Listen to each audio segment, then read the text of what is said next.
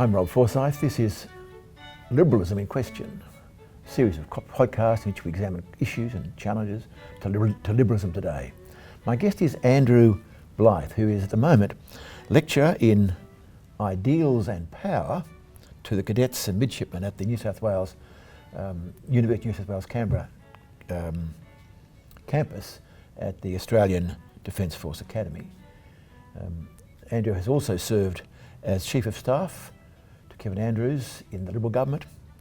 He's completing a doctorate in the areas of public leadership and was from 2016 to 2023 the manager of the John Howard Prime Minister Library and Exhibition in the old Parliament House. Welcome. Thank you very much. Great to be with you. Let me start with the students. Yes. You teach. From an old man asking a slightly younger man. You're teaching a horde of just out of school people, right? That's right. In Ideals and Power. What on earth are you telling them about Ideals and Power? So this is a group of students, and it's, in fact, it's the largest cohort of students for the subject that we teach. And I teach it with Professor Clinton Fernandez, and there's 137 students in the semester that we just did. And it's interesting because they are roughly around 18, 19 years of age. So they've come out of high school, and they come from the 8 different education systems into one, which is the University of New South Wales. But they've done well enough in school to be enrolled in a group of 8 university, and they come also with the military training component with their commitment.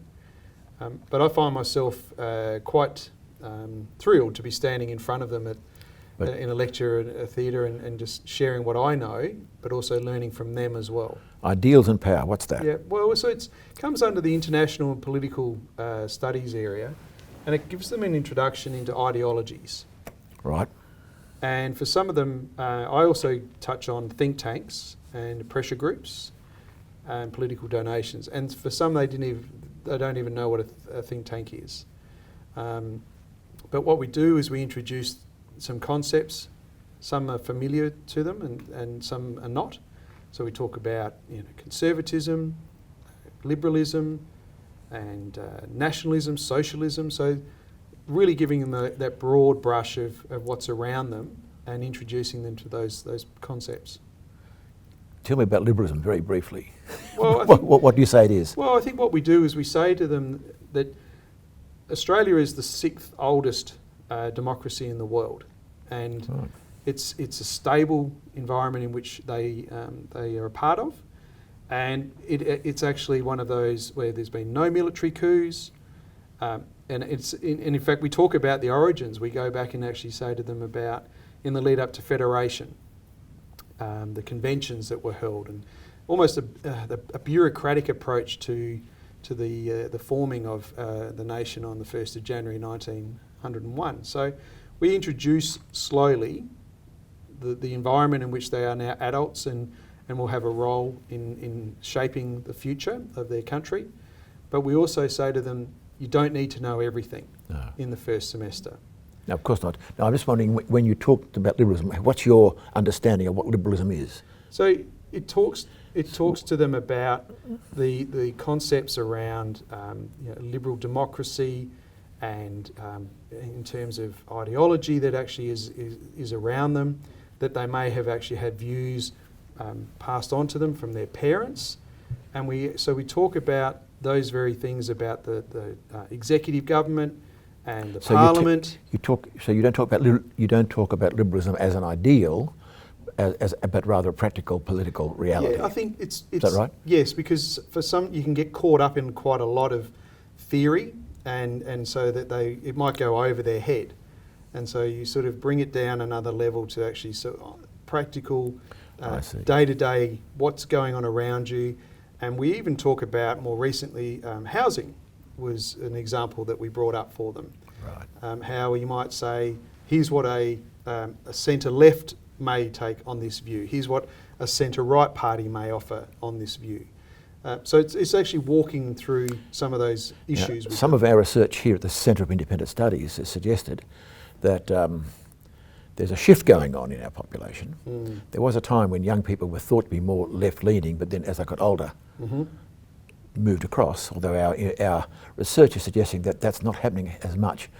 Have you noticed amongst your students a natural, even if they can't put into words, a left-leaning view of the world, progressive, so-called progressive view of the world? It's interesting, and I was quite taken with Matt Taylor's research, and because the environment that I'm in, people have actually volunteered to serve their country. Okay, so they've actually said, this is the future that I want. I want to be a part of a system that's hierarchical, and it's got authority, and it's actually got orders and commands. Not very liberal, really. No, but within that environment, and I've seen this because of being involved with the university side, where we've actually involved members of the military in some of our conferences, it's almost an unwillingness to think for themselves. But these guys are straight out of high school, as I said before, 18, 19 years old, they're fresh, they're idealistic, but they have that natural conservative side of them because they've actually said, I want to serve my country. Of course. But when we talk more openly about things, and I've obviously got a background in politics and a certain party side of things, but I don't reveal that too much in those discussions. I let them share their thoughts on all range of issues, and that's in the tutorial where we sort of have those broader discussions about Australian politics. I was wondering whether they had a... So what you're saying basically, if I'm going to Defence Force, I'll already be a person with a certain view of the world, and therefore not representative of the wider community. That's probably right. Yeah, it's not as blanket as that. It is interesting because, I come across students who will often say they had a pilot's licence before they had a driver's licence, and so there's a lot of rural kids that come through. Gotcha. And so they've had exposure to, living off the land. Self-reliant. Exactly. And then they mix in with kids who have been to private schools.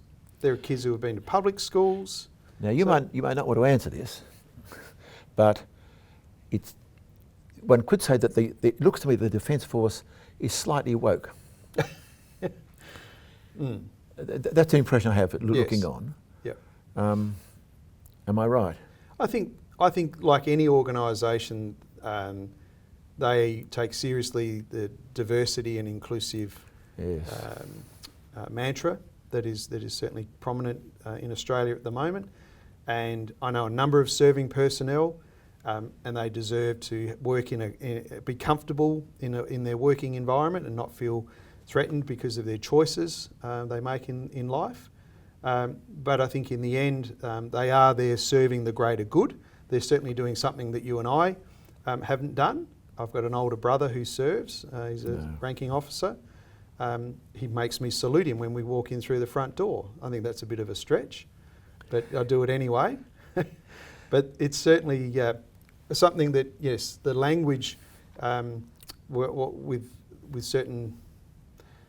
I think we talked about this more recently with the way in which organisations are positioning themselves on issues. Organisations don't vote, but the people within those organisations do. That's true, although some organisations try and tell us how to vote, but that's another story. Yes, and I think it's backfiring on a few at the moment. Well, maybe so. Now, I'd kind of shift across. You were first, though, working for a minister in Parliament, in government. Yes. Chief of Staff. Yes. Power and ideals. You had power of a sort, and you had ideals of a sort. But how do they come together? Is it a matter of compromise?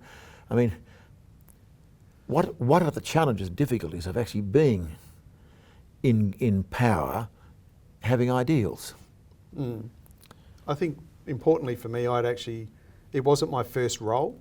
I had actually been involved in politics in South Australia, then I moved across to Canberra, and I had spent some time in campaigning roles. Right. And then I got into policy.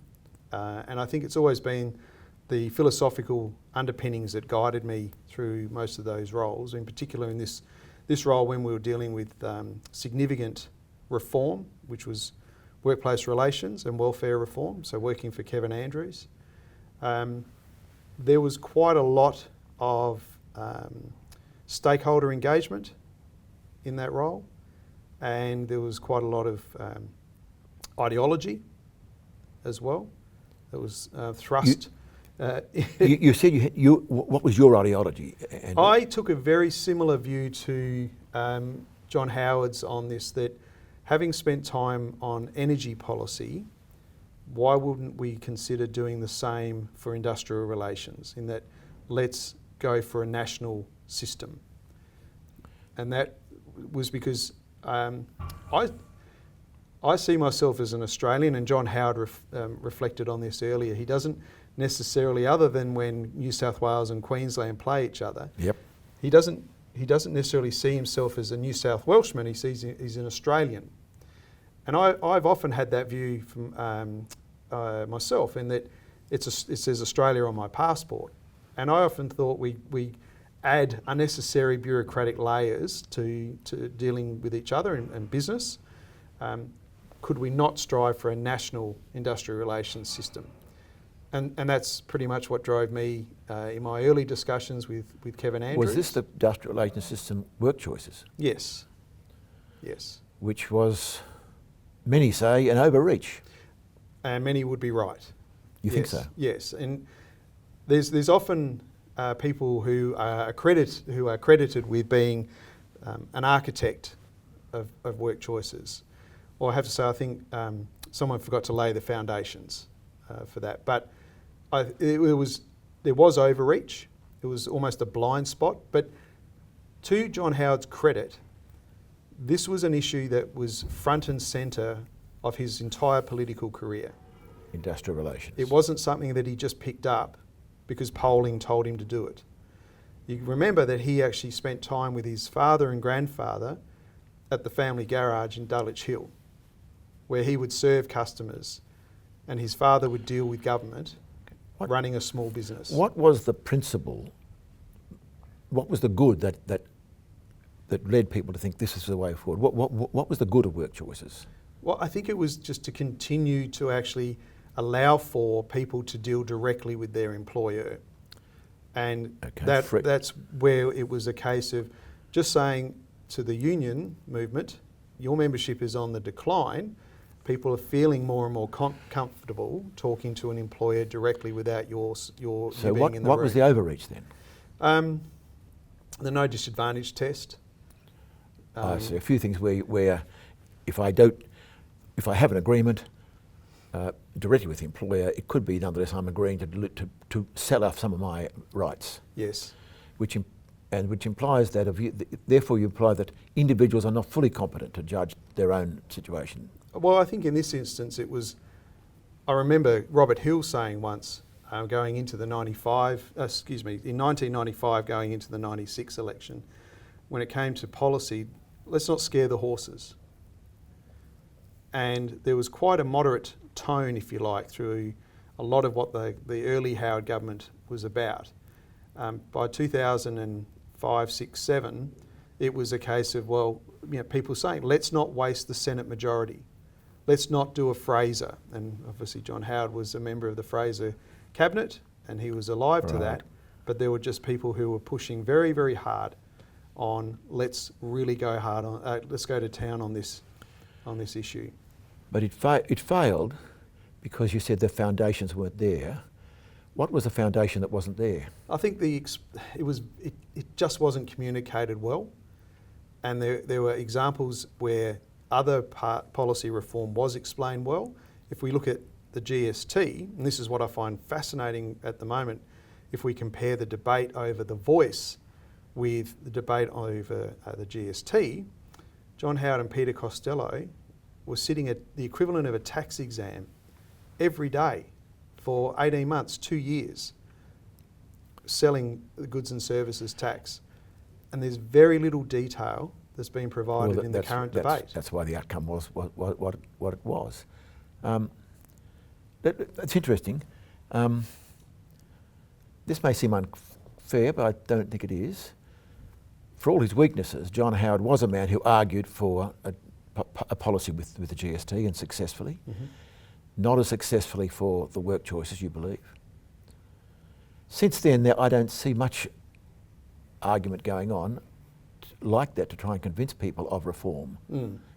Is that your view of the way things are going? We've got a parliament that is full of risk-averse parliamentarians, and perhaps this is reflecting the makeup of the parliament. There's not enough life experience, and this was a warning that people like Andrew, Rob and Gary Gray were making back in the 90s about the types of candidates that were being pre-selected and then elected. They were almost being cut from the same loaf of bread. What was that? Well, just that they have the traditional background in being a staffer, then being like elected you. to Parliament. Yes. But I think I've actually gone and done other things. But there is just the risk that we do get people who know how to play the game, and that's fine. They know how government works, so there's an advantage in those people being in Parliament. But we don't have, in my opinion, the big names, the big hitters, like the Kim Beazleys and the Robert Rays, the Peter Reiths, the Paul Keatings, the Bob Hawkes, the John Howards, the Peter Costellos. There were some big hitters through those, the 80s and 90s and 2000s. And I think we're poorer for it. Is social media is often blamed for these things? Is this a problem, that you gives much less free air to contest ideas? Yes, because immediately an idea is shot down. And I think that's a disservice to public discourse, that we are not willing to have those debates about issues like we used to. But what hope is there then? Because social media is not going to go away, despite what Elon Musk is doing to X. It's going to stay. So what hope is there for genuine good leadership and policy in Australian government? Well, I'm a natural optimist, but I think we have to accept that we're not going to get those people who are necessarily going to give up their promising careers for the greater good of serving the public by way of being a member of Parliament. I just can't see that happening in the numbers that we had before. People giving up legal careers, business careers, medical careers. We're just not going to see it in those numbers, and therefore we're not going to have the debates, but also people not aware of the history of debates and issues. Why did people give up those careers then, but not doing it now? Well, I think you touched on it. Social media has become a far more intrusive element of people's lives, and they're not prepared to put themselves or their families through that as much. And we get those gotcha moments or things that have happened for someone 20, 30 years ago, and they get resurfaced, or, you can't. I just think we're at a tipping point of how far are we going to go? Are we going to sort of pull back at some point? And we see it I even see it at home with the sort of being glued to the phone, and life is going on around these people. But surely, I'm trying to think. It's not just so you think it's the risks associated with public life that have gone up, which is putting people off serving in public life. Yep. So what we need to do is either lower the risks or get people with a bit more guts. Look, I think if you I might say so. No, more courage. More courage, I think you're right. If you have those philosophical underpinnings, those values that mean so much to you, and this is where I think we're sort of drifting a little bit in lives and perhaps in society itself, that we're kind of a bit lost. We haven't got those anchors like we used to. And John Howard talks about this quite often, in that society is fracturing. It's not fractured, it's fracturing. People don't belong like they used to. They don't belong to sporting clubs like they used to. They don't belong to those organisations that had a socialisation element to them. And for all of the advances of technology and these platforms, I think people were more lonely than they might realise. Were the politicians you worked with genuine idealists, or were they power rather than ideas? Oh no, I was fortunate that I worked for two individuals who were very much about reform. they wanted to get things done. Ian Macfarlane with energy and resources, and Kevin Andrews with workplace relations and welfare reform.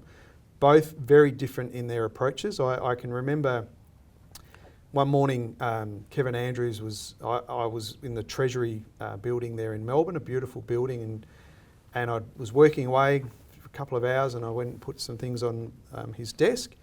I wasn't aware he was sitting at his desk. And I said, how long have you been here? He goes, I got here at 8 o'clock. I said, well, that's 2 hours ago. Do you think you could let me know you're in the building next time? In contrast, you would hear Ian Macfarlane from the car park with his gravel voice saying hello to the security guard. So very different, but both effective in the way they went about their business. Let me put, I don't know when we record this or not, but it could be said that both energy and and industrial relations are the two areas where the coalition government have failed. I think that... In that energy is now a mess. It is. And industrial relations is going the wrong way from a liberal point of view. True. I mean, not a Liberal Party point of view, of those who believe in a more liberal society. Yeah, well, it was a civil war that broke out in energy policy. It's the graveyard of people who have tried and failed to do something in this. The civil wars between? Well, just the left and the right debates in pursuing renewable energy ahead of fossil fuel reliant energy for baseload capacity. So it's had some battles in this area, and the same with workplace relations. I mean, some would say that it's even gone further back than perhaps even the Accord days. I'm sure that's true, and I don't on energy. It seems to me we are not, even at this very day, there's a lack of conviction, lack of consensus and conviction in Australia about the way forward on energy. Yep. There's a lot of push now, and it was the very coalition government that seemed to me held back debate in one way. Perhaps not yours, perhaps the one that came after. I think after, because we had the Energy White Paper, Securing Australia's Energy Future, released in 2004. And was climate change an issue for you guys back then? It was, and I think it was certainly, and the cabinet papers that are coming out show that the government was engaged on the issue. We had obviously Robert Hill going across and dealing with those at the international level, the negotiations of those agreements. So I think David Kemp was the Environment Minister, and Ian Macfarlane, Nick Minchin was active in discussions as well. So it was quite the issue, and it came down to the cost of the subsidies, subsidising jobs in the renewable sector. The argument coming back was... Was there a conviction that climate change was a real thing? I think you'll find that John Howard has said that it was how you went about it. How you went about tackling it. Yeah, and there was the emissions trading scheme that he had Peter Shergold develop, perhaps a bit late in the scheme of things, and that's where Kevin Rudd was able to say, well, I'm going to do something about this, the greatest moral challenge of our time. So not caught napping, but just not strong enough arguing the case. So you paint a rather depressing picture, I might say so. You're saying that there were people of ideals and energy back then, although we're saying not all was achieved. And today you're saying we are lacking that, therefore we need to somehow find a way to regain people of integrity and idealism and wisdom, because idealism by itself can be disastrous. Yes. Back into political life. Yes. Yeah, and I think this is something that I'm exploring through a paper I want to produce here on Howardism. Yes. And it's something... That sounds rather bad. What is Howardism? I think it's actually good. Oh, right. Okay. Yeah, because it's an Australian blend of conservatism, classical liberalism, statism, and I'm going to throw in policy entrepreneurship. And John Howard had all of those across the 11 and a half years of reform, but underneath all that was a grounding. And right. I think if we explore... We go right back to John Howard, the person. He's a fellow that at 9 discovers he's deaf in one ear. And at 16, loses his father in his final year of high school. But goes on to actually finish his exams and gets into law school. So resilience is building from an early age in this fellow. And then, of course, he joins the Liberal Party at 18, is actively involved in the contest of ideas. He's out there arguing this position and that position. And remembering he was involved in school debates. So he was quick on his feet from an early age. Nothing held him back. He didn't lack the self-confidence. He took hits left, right and centre. Wasn't the greatest sports person, but loved his sport nonetheless. And he'd be in there having a go. Just that sort of grounding, if you like, the Methodist upbringing as well, through his mother. And his mother becomes, the sole parent, if you like, for him. And, yes. He's got his older brothers, lots of uncles. So family becomes very important to John Howard, as does the Liberal Party, his studies and sport. And so he embarks, obviously, on a political career, sliding doors, doesn't get Drummoyne, but gets Bennelong. And off we go. Howardism is a thing, you think? I believe it is. It's worth exploring as it's a non-ideological concept, but it's a blending of existing ideologies, but adding a couple of other dimensions to it to explain his style, if you like, when he was, and the communication style of John Howard was a cornerstone of his success. You could say there was a Keatingism, or there's a Hawkism, or a Fraserism. No. Well, okay, let's more Bob Hawke than any of them. Yeah, because... what I'm trying to work out is, you've described a man whose parliamentary library you have set up, and which is an amazing thought that Prime Ministers have libraries, after like the American presidents. I'm just trying to work out whether or not Howardism is a thing, or merely you're describing a man who's a man's life. If it's a thing, it's reproducible in some way. Well, I think we've seen it in... Is it reproducible? Successes. Yes. So Howardism after Howard, I believe, is real. Okay, what's Howardism after Howard? Well, you see it in the way that Abbott pursued certain policies, Morrison to a certain extent, Turnbull not so much, but there were certain elements of John Howard.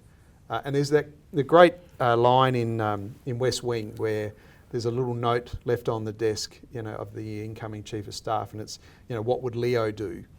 And I think a lot of our post-John Howard leaders would, what would John Howard do? And I think there's just drawing and having the ability to know how to use government, and government can be for good. Is that because really he is the last successful? I think so. Liberal, if not either Liberal or Labor Prime Minister. Yeah, 11 and a half years. You've done some work. You've gone to the electorate, yes. And you've argued your case successfully. People with the fullness of time, and we can do that now because it's we're talking sometime since the first election and when he finished, there is some time now, and you can do that historical analysis. Many people watching this podcast might not have been born. Well, that's exactly right. So when we had John Howard here recently, and I had my photo taken with him, I went back to my my classroom, and I showed them. I said, "Oh, hey, look at this," and they went, "Who's that?" There you are. So I was like, "Oh." So, in a way, the way forward for Australian politics, we need not so much what would John Howard do, but new people for their day with some of that mixture that you see that particularly marked him. I think it's having a sense of history, and this is why Prime Ministerial libraries are very important, and I think we need more of them, and we need a national framework around. Firstly, what is a Prime Minister library? Well, it's if we have a look at the presidential library model, it's a repository. So all the stuff, all the documents of his time as whoever the Prime Minister was, all that material is made available in a library. Yes, yes. So it's the John Howard Prime Ministerial Library and exhibition. So what the University of New South Wales Canberra did, and I thought it was quite wise, was approached Mr Howard back in 2014 saying... After he'd lost office? Yeah, so a good 7 years. And it was put to him, would he consider housing his papers at the academy, making them more accessible to students and scholars and researchers and journalists than being stuck in, you know, in a room somewhere that's not easy to get to. And he went, no problem, sounds great, let's go. And that started it. We started initially with the John Howard Reading Room within the Academy Library. And then we just, Tom Frame and I, over lunch every day, what can we do? What more can we do? What more can we? And eventually we decided, well, we're not going to ask Defence to build us anything because it will never happen. Exactly. And it might work. And we just, I can remember it so well. We just stumbled across a space within old Parliament House, and we both went out to the car park, and I think we should be professional poker players, but we kept a straight face until we got into the car and we whooped it when we realised just how good it was. And the value of these libraries is so that the time in power of a particular Prime Minister can be analysed and researched. Yes. What other Prime Ministers have libraries? So we do know of the Whitlam Institute, yes, the University of Western Sydney, the Curtin Library over in WA. Yep. Bob Hawke's recognised through the University of South Australia. Alfred Deakin, of course. When you say recognised, he got a library? Yes, right. Yep. Prime Ministerial Centre there. Alfred Deakin, obviously Deakin University. They have an area there. And more recently, our good friend Georgina Downer has been busily setting up the Robert Menzies Institute within the University of Melbourne. So Labor and Liberal both have libraries? Yes, but they're not as extensive as you think. I don't think they're extensive at all. No, I think we have an ad hoc approach, right. And I think we could do better. And I think we're genuinely at risk of losing some of this significant political history if we don't get something put in place and soon. I mean, we're probably about 5 years away from the first lot of Kevin Rudd cabinet papers being released. Now, is that something that ANU in Canberra are considering? And do we recognise Julia Gillard? Does Adelaide University recognise Julia Gillard? Is this a question, and I guess coming back to our theme really, a question of being proud of our leaders. Yeah. Australians can be very critical of our leaders. Yes, and dispense of them as good as they're done. And not often without reason. But I wonder if being proud of our leaders helps deal with that problem we started with. The need for people to be so publicly spirited enough to put up with the risks of public life, to take power for the sake of ideas, and maybe honouring even those we may disagree with, is a way of establishing a culture of public service again. I think that's right, and that was our thinking around establishing the Public Leadership Research Group, with responsibility for establishing then the John Howard Library. And so we did some work in that area, and some publications came out with some work on the public interest, but more broadly the series of books that we did on the Howard governments. So there were 4. There's 6 books in that space now. And remembering at one time there was more written about Mark Latham than the Howard government. There you are. So that says a lot about the universities and the people within them that don't want to sort of be associated with centre right. But I think it's a shame because students deserve both sides of the political ideology. Thank you. Yeah. Thank you, Andrew. I've been speaking with Andrew Blyth from the Australian Defence Force Academy in Canberra, previously the manager of the John Howard Ministerial Library, hence all the John Howard material, but also himself doing a doctorate in questions of power and ideals. Thank you. Thank you very much. This has been another episode in the Liberalism in Question series. I'm Rob Forsyth. Thank you for watching.